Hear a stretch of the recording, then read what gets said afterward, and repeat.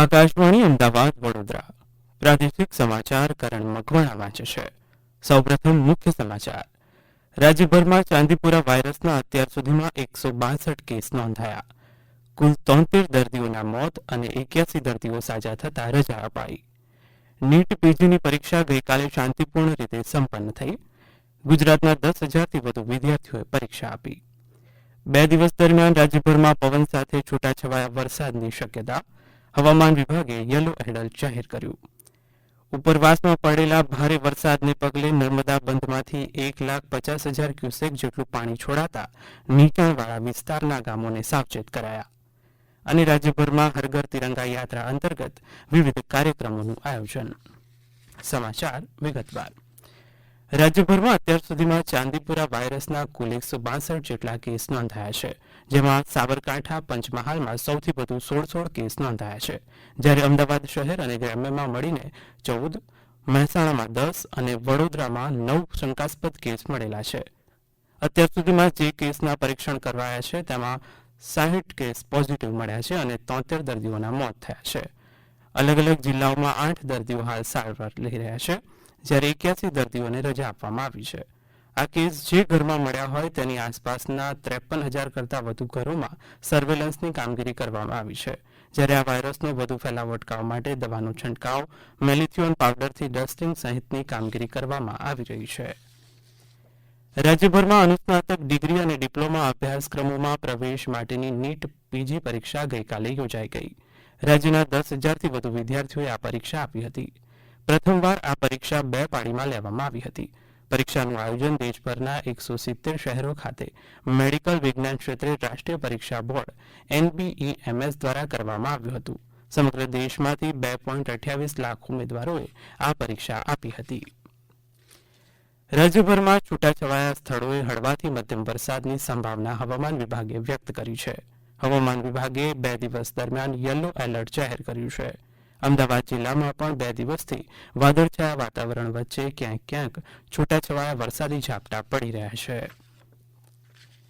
નર્મદા નદીમાં 1,50,000 ક્યુસેક પાણી છોડાતા નદી 2 કાંઠે વહેવા લાગી છે. સરદાર સરોવર ડેમના 9 દરવાજા 1.50 મીટર ખોલવામાં આવ્યા છે, જેથી બંધના નીચાણવાળા વિસ્તારમાં કોઈ દુર્ઘટના કે જાનહાનિ ન સર્જાય તે માટે જરૂરી સુરક્ષા પગલાં લેવામાં આવ્યા છે અને નાગરિકોને સચેત રહેવા જણાવાયું છે. નાંદોદ તાલુકાના સિસોદરા, બદામ, માંગરોળ, ગુવાર અને રામપુરા સહિત 16 ગામો, ગરુડેશ્વર તાલુકાના સાંજરોલી, સુરજવડ અને ગોરા સહિત 7 ગામો, તેમજ તિલકવાડા તાલુકાના વાસણ, તિલકવાડા, વડિયા, વીરપુર અને રેંગણ એમ 5 ગામોના નાગરિકોને સચેત રહેવા અપીલ કરવામાં આવી છે. મધ્યપ્રદેશમાં ઉપરવાસમાં પડતા સતત વરસાદ તથા ઓમકારેશ્વર બંધમાંથી છોડવામાં આવી રહેલ પાણીને કારણે સરદાર સરોવર બંધની સપાટીમાં સતત વધારો થવાથી બંધના નીચલા વિસ્તારમાં પાણી છોડવામાં આવી રહ્યું છે.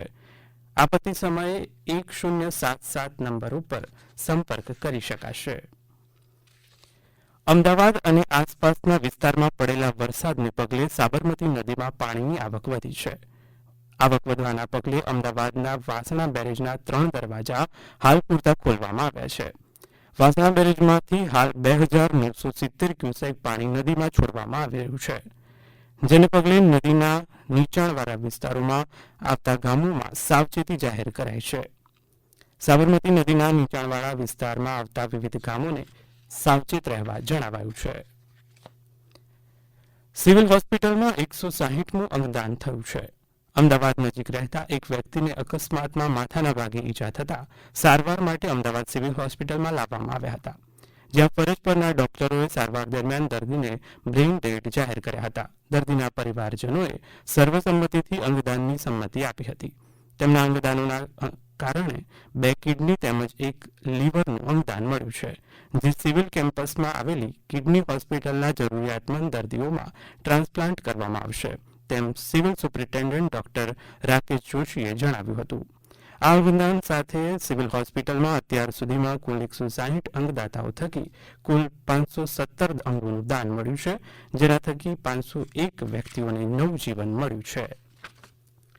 આ સમાચાર આપ આકાશવાણીના અમદાવાદ વડોદરા કેન્દ્ર પરથી સાંભળી રહ્યા છો.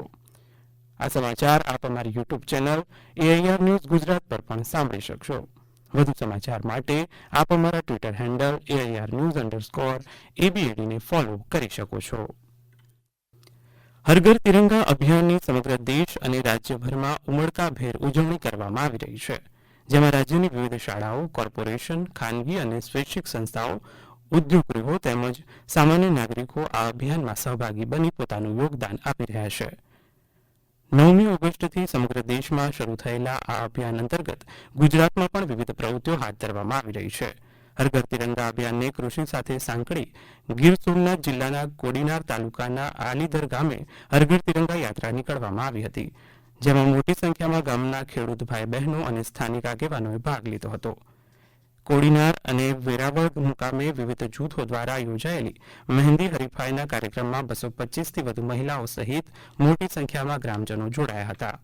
જામનગરના જામજોધપુર ખાતે પણ તિરંગા યાત્રા નીકળવામાં આવી હતી, જેમાં રાજ્યના મંત્રી મુળુભાઈ બેરા તેમજ અન્ય 2200થી વધુ લોકો જોડાયા હતા. જ્યારે તાપી જિલ્લાના સોનગઢ ખાતે પોલીસ વિભાગ દ્વારા કાઢવામાં આવેલી રેલીમાં મોટી સંખ્યામાં પોલીસ જવાનો જોડાયા હતા. ત્રિવેણી મેદાન દાહોદ ખાતે શિક્ષણ અને પંચાયત વિભાગ દ્વારા બાળકોને તિરંગા અંગેની જાણકારી આપતા કાર્યક્રમનું આયોજન કરવામાં આવ્યું હતું. જૂનાગઢ જિલ્લા વહીવટીતંત્ર દ્વારા પણ જિલ્લામાં તિરંગાનું વિતરણ કરવામાં આવ્યું હતું. પાટણ ખાતે હર ઘર તિરંગા અભિયાન અંતર્ગત તિરંગા યાત્રા નીકળી હતી, જેમાં ચાણસ્મા, સિદ્ધપુર તેમજ શંખેશ્વર અને પાટણની સ્થાનિક શાળાના વિદ્યાર્થીઓ, આચાર્ય તથા શિક્ષકો જોડાયા હતા. નર્મદા જિલ્લામાં પણ ડેડિયાપાડા પોલીસ સ્ટેશનના જવાનો દ્વારા રેલી કાઢવામાં આવી હતી, જ્યારે ગરુડેશ્વરના કુંભિયા ગામે પ્રાથમિક શાળાના વિદ્યાર્થીઓ દ્વારા તિરંગા રેલી કાઢવામાં આવી હતી. અમરેલી જિલ્લામાં ચલાલા નગરપાલિકા દ્વારા તમામ શાળાઓમાં તિરંગા યાત્રાનું આયોજન કરવામાં આવ્યું હતું. પશ્ચિમ રેલવેના વડોદરા વિભાગના 40 રેલવે કર્મચારીઓને સુરક્ષિત ટ્રેન સંચાલનમાં શ્રેષ્ઠ કામગીરી બદલ સન્માનિત કરવામાં આવ્યા છે. આ કર્મચારીઓને ફરજ દરમિયાન તેમની સતર્કતા અને તકેદારીને કારણે અનિચ્છનીય ઘટનાઓને રોકવામાં તેમના યોગદાન બદલ વિભાગીય રેલવે મેનેજર જીતેન્દ્રસિંહના હસ્તે પ્રમાણપત્રો અને મેડલ આપી સન્માનિત કરવામાં આવ્યા હતા. સન્માનિત કર્મચારીઓમાં ટ્રેકની જાળવણી કરનાર, એન્જિનિયર, ટેકનિશિયન, સ્ટેશન માસ્ટર અને મદદનીશ સહિતના કર્મચારીઓનો સમાવેશ થાય છે. પશ્ચિમ રેલવેના મહાપ્રબંધક અશોકકુમાર મિશ્રએ ગઈકાલે અમદાવાદ રેલવે સ્ટેશન રીડેવલપમેન્ટ સાઇટની મુલાકાત લીધી હતી. આ મુલાકાત દરમિયાન તેમણે સ્ટેશન પર ચાલી રહેલા રીડેવલપમેન્ટ કામોની સમીક્ષા કરી હતી. અમદાવાદ મંડળના અમદાવાદ વિરમગામ કટોસણ રોડ, બેચરાજી, રણુજ, મહેસાણા સેક્શનનું સંરક્ષા નિરીક્ષણ તેમણે કર્યું હતું. તેમણે આ મુલાકાત દરમિયાન ઇન્ફ્રાસ્ટ્રક્ચર કાર્ય, રેલવે ટ્રેક, લેવલ ક્રોસિંગ સહિતના કામોનું ઊંડાણપૂર્વક નિરીક્ષણ કર્યું હતું. તેમણે સંબંધિત અધિકારીઓ સાથે વિવિધ સંરક્ષા પાસાઓની સમીક્ષા કરી હતી અને અધિકારીઓને જરૂરી સૂચનાઓ આપી હતી. ખેડામાં નડિયાદ SRP ગ્રાઉન્ડ ખાતે રાજ્યકક્ષાના સ્વતંત્રતા દિવસની ઉજવણીના કાર્યક્રમનું કલેક્ટર અમિત પ્રકાશ યાદવની ઉપસ્થિતિમાં રિહર્સલ યોજાઈ ગયું, જેમાં પોલીસ બેન્ડ સાથે આગમન, ધ્વજવંદન, પોલીસ જવાનો દ્વારા પરેડ, શાળા કોલેજની વિદ્યાર્થીનીઓ અને મહિલા પોલીસના જવાનો દ્વારા સાંસ્કૃતિક performance, rifle drill, navy patrolling, dog show જેવા વિવિધ પરફોર્મન્સ, રાષ્ટ્રગાન અને નગરજનોનું પોલીસની જીપમાં બેસીને અભિવાદન સહિતના તમામ આયોજનોનું રિહર્સલ કરવામાં આવ્યું હતું. જામનગરની સાધના કોલોનીમાં એક ઇમારત ધરાશાયી થઈ હતી. આ વિસ્તારના કોર્પોરેટર, આગેવાનો, ફાયર બ્રિગેડ ઘટના સ્થળે દોડી ગયા હતા. મકાનનું કાટમાળ હટાવવાની કામગીરી કરવામાં આવી હતી. જોકે નગરપાલિકાએ જર્જરિત ઇમારતોમાંથી લોકોને દૂર કરતા કોઈ જાનહાનિ થઈ નહોતી. થોડા દિવસો પૂર્વે પણ આ કોલોનીમાં એક ઇમારત ધરાશાયી થતાં એક વ્યક્તિનું મોત નીપજ્યું હતું. અંતમાં મુખ્ય સમાચાર.